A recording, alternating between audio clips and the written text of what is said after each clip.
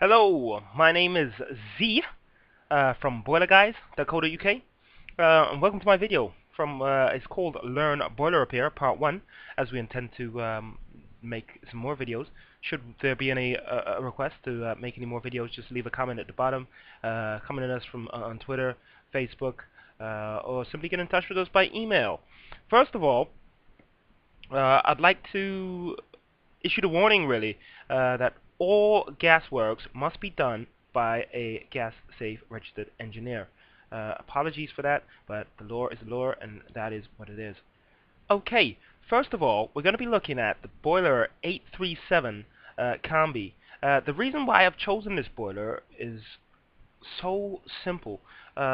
Really, it's because there's just such a demand for people and new engineers struggling to get their head around a combi and how it works and how to repair it.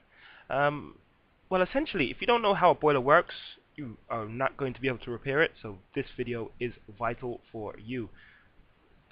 The 837 combi is the 37 basically means 37 kilowatts. That's how big the boiler is to start with. Okay, now we've got past the extremely basic stuff. Let's move on and let's take a look inside the boiler and let's see exactly how it works. Okay, I've taken this diagram from the Valiant 837 boiler manual. If you'd like to have a look or find it, just simply go to Google or Yahoo and type in Valiant 837 boiler manual and you'll get the instructions up and you can see it support PDF, so it's readable by most PCs, Macs, etc. Okay, let's have a look now. First and foremost, at the very first thing on the list, expansion vessel. What is an expansion vessel? Such a tricky idea, is it? Really? Is it really? Okay, let's have a look at our next slide now. The expansion vessel. As you see in this boiler, it's just at the side, and some boilers it's at the rear of the boiler. What this does, it basically takes up the expansion of the water. If you think of water, once it heats up, it then becomes into steam, and then heats up, and basically it needs somewhere to go. If it's all sealed up and you've got a sealed up system and the water's getting hot, turning into steam, it's simply going to explode. So the expansion vessel does simply what it says on the tin, taking up the expansion. Just in case that should fail, say for example, I don't know, the tube became blocked or it broke internally or something of that nature, there's a secondary safety device to ensure that the customer's safety is they're always safe. That safety device is called a pressure relief valve. What it does, if the boiler's pressure, or the pressure inside the boiler, gets to approximately 3 or 4 bar, then it basically disbands the water. So instead of it exploding and making a big massive mess, water all over the place, it just pushes the water outside to keep everybody safe. As simple as that. That's what an expansion vessel does, and that, my friend, is what the pressure relief valve does. They work together to ensure safety. Okay, let's go back to this list now, and let's see what else we have inside this boiler and how it works. Okay, number 2 on the list is the air intake pipe. What is this air intake pipe? I just don't know. Really, what it is, it basically draws the air in to the burner. If you think of a flame, it needs a few elements. One of them elements being air. If a flame doesn't have air, it cannot burn. It's as simple as that. That's all the tube is. It just basically takes in the air, so the flame can burn. Simple as that. Next thing we have is the burner module. After that, we got the ignition electrode. As all that really is, the ignition electrode is just basically to ignite the flame or to ignite the gas, so that we can have a flame and have hot water, have central heating, and such. The next thing on the list is the fan. In this case, we have a zero governor. What is a zero governor? Unfortunately, there isn't enough time in this video to explain the fan. The main thing that we'll be concentrating on today is the diverter valve and how the actual whole central heating system works inside the boiler and how you get hot water and such, which is the next one on the list, the diverter valve. Okay, what I've done here, I've made a diagram. It's not the best diagram in the world, I know, but I'm not saying I'm an artist. I'm simply a boiler engineer. who works for Boiler Guys, one of the best boiler companies I've ever worked for, by the way. Okay, let's look at this diagram that I've designed here. If we look first on the left, we have the central heating return. If we look on the top, we have the main heat exchanger. This is my diagram. I know it's a bit poor. I am sorry. I drew it myself. I confess. Okay, the next one on the list is the primary flow. The next one on the list is our beautiful baby, the diverter valve. Next on the list is the central heating flow. Next on the list is the plate heat exchanger. Next on the list is cold water mains inlet. Next on the list is hot water outlet. Sorry. Basically, I'm going to go through all of this and explain this so simply so you can understand how the boiler works. Essentially, this is how every single combination boiler works. It's as simple as this.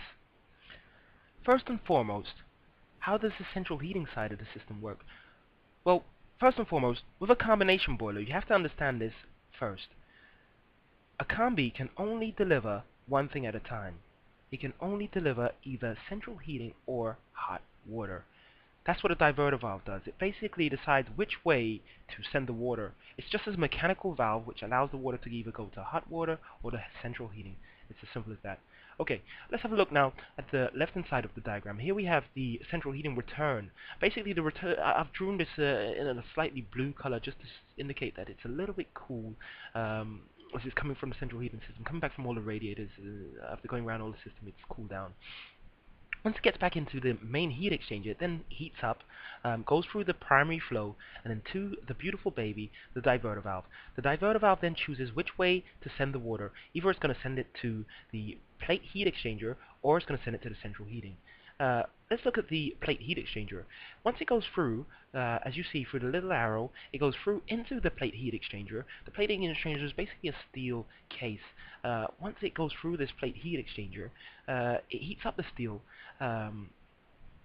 which the cold water mains is also going into. So the cold water mains goes into this hot steel now, and comes out of it hot, because it's just been heated up by this hot steel. It's as simple as that. That's how the heat exchanger works also.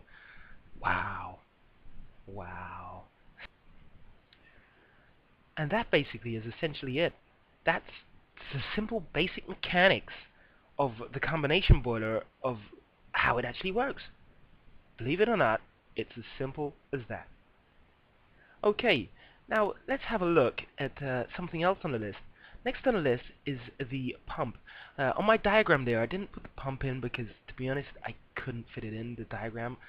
It just wouldn't fit, so I kind of left it out. I apologize. But it's all that does. Without the pump, basically, we don't have circulation. No circulation, we don't have any hot water, no heating, nothing, because it can't circulate around the system. If you refer back to the diagram there, the water can't move. Simple as that. Water has to move. Next on the list we have an aqua sensor pump, which we won't be going into today. The electronic box, which needs a whole topic to discuss it. The pressure sensor, basically is all that does. It senses the pressure in the boiler. Should the boiler drop below 1.5 bar, in this case I believe it's off my head, I'm not quite too sure, but I think it's about 0.7 bar. If it drops below this pressure, then the boiler simply drops to a fail-safe and cuts out, because if it doesn't have any water inside the system, then it's as simple as that. You'll damage the system, you'll damage the boiler. The boiler can't run without water. It needs water to run. It's as simple as that. Next we have what we was discussing earlier, the plate heat exchanger. In this case it's written in number 11, called the hot water heat exchanger. It's exactly the same, called a plate heat exchanger. It's just another name. They're the same thing. Next on the list, it's a gas valve. What is a gas valve? It's as simple as that. It just allows gas to pass through or shuts gas off, etc.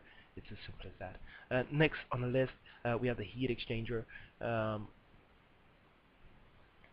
Next on the list is my unlucky number 13. I must confess, I do hate that number. But anyway, it's the main heat exchanger, and it is the unlucky number.